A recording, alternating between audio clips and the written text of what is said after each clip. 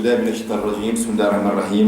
وبالله توفيقي واستعين. صلى الله على سيدنا محمد وعلى آله وصحبه أجمعين. في رحاب هذا المكان الطاهر الذي شرف بنسبته للمولى جل وعلا، والذي قال فيه وأن المساجد لله. أبارك فيكم هذا الحضور المنسي والمجهول من قبل البعض. ما نقوم به اليوم هو سنة منسية، سنة متروكة، سنة مجهولة عند البعض. وأعود إلى حديث بورك الأمة في بكورها. البركة هنا قد تكون في صحة البدن، البركة قد تكون في الرزق، البركة قد تكون في تحصيل هذا الثواب، ثواب المشي إلى الجامع.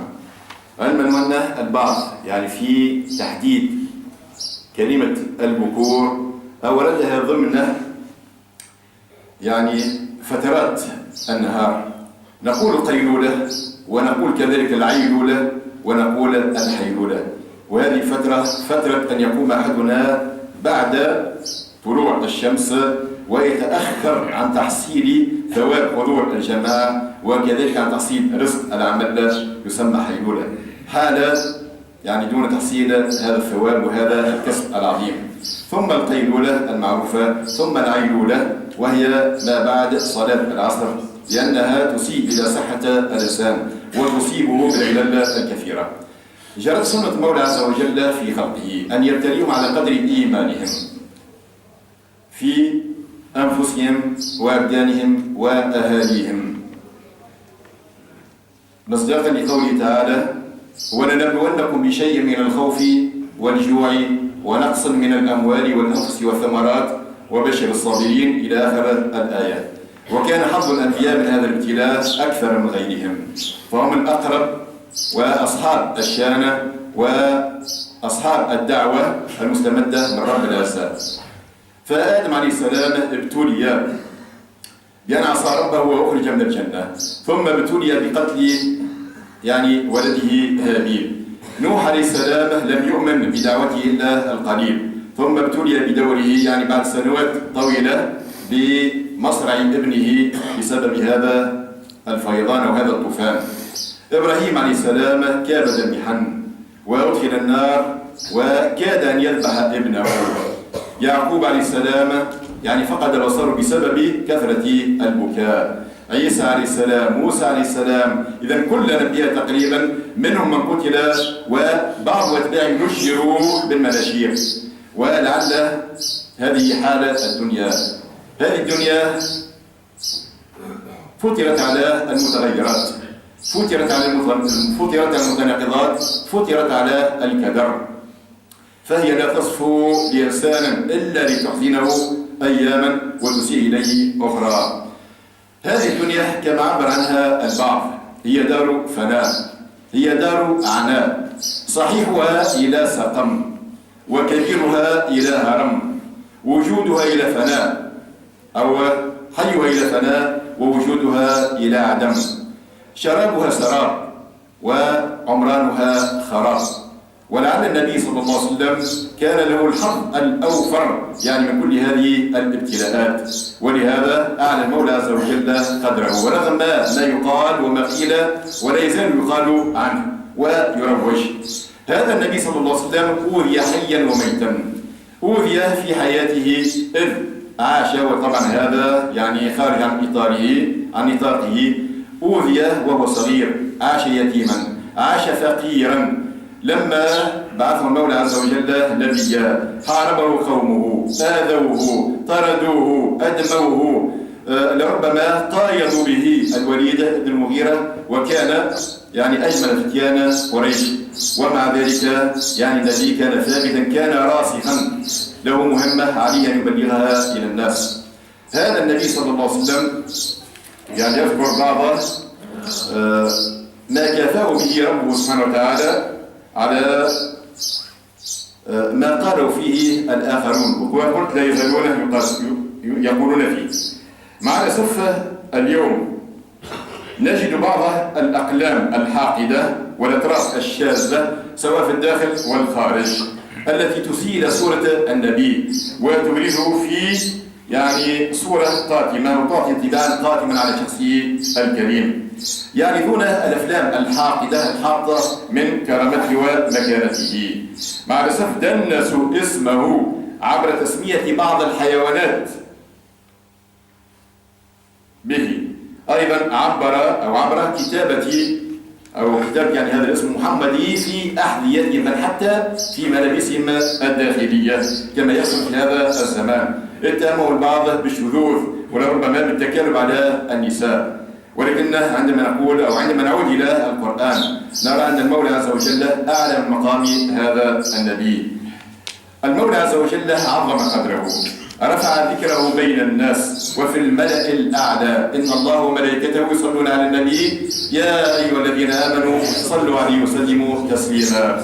أيضا شق له من اسمه ليجله، فلا يذكر المولى عز وجل سبحانه إلا والنبي يذكر معه. نذكره عند النطق بالشهادتين، نذكره في صلاتنا، نذكره في عقود زواجنا، نذكره في كل أحوالنا. أيضا جعله سيد ولد آدم وأكثرهم تابعا له يوم القيامة. هو أول من تنشق عنه الأرض، وهو أول من يشفى، ثم أعطاه المقام المحمود. أيضا أخذ المولى عز وجل من النبيين العهد على أن يؤمنوا به، وهذا نجده في القرآن. ختم به كذلك الرسالات المنزلة وميزه عمن سبقه من المرسلين بجملة من الخصال لم يؤتها أحد من الأنبياء قبله. قال صلى الله عليه وسلم: فضلت على الأنبياء ب6، أعطيت جوامع الكلم، ونصرت بالرعب. إلى النبي كان متميزا بالبلاغة والفصاحة والكلام الكثير، كان يوجزه في كلمات قليلة. ونصرت بالرعب، وأحلت لي الغنائم، وجعلت لي الأرض مسجدا وطهورا، وارسلت إلى الخلق كافة، وختم بي النبيون. كذلك امتن المولى عز وجل على من ذكره وصلى عليه بعظيم الثواب. كذلك أمرنا ألا ننادي النبي كما ننادي بعضنا، يعني لا نناديه باسم يا محمد أو يا أبا القاسم. المولى عز وجل لم يذكر النبي باسمه إلا في 4 مواضع أو 4 مواضع، لكن وطبعا طالبنا أن لا نناديه بما ننادي به بعضنا، على الأقل يا نبي الله يا رسول الله. أيضا غفر له ما تقدم من ذنبه وما تأخر. ثم جعل المولى عز وجل كل هجمة شرسة في حقه صلى الله عليه وسلم سببا لدراسة سيرته العطرة ثم اعتناق الإسلام بعد ذلك. أيضا حداه بأكرم السجايا وأفضل الخلال، يعني الخصال، ولهذا وطبعا أحسن تأديبه. ولهذا يقول الشاعر حسان بن ثابت: وأحسن منك لم تر قط عيني، وأجمل منك لم تلد النساء، خلقت مبرأ من كل عيب، كأنك قد خلقت كما تشاء. ثم خطب الحسين يوما أمام معاوية، يعني يبرز نسبته ومكانته إلى النبي صلى الله عليه وسلم. سأقتصر على بعض النقاط ربح الوقت.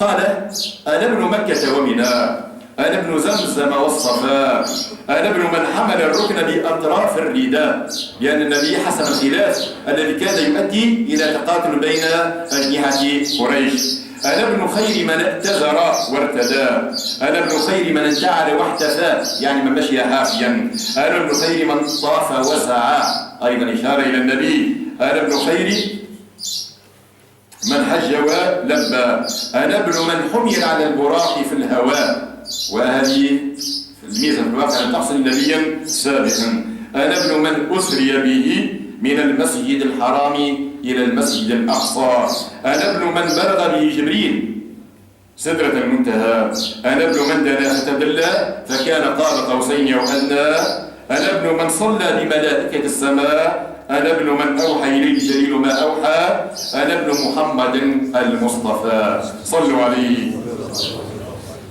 أمام كل هذه المناقب حري بنا أن نتبع سنة النبي الذي اجتمعنا يجلي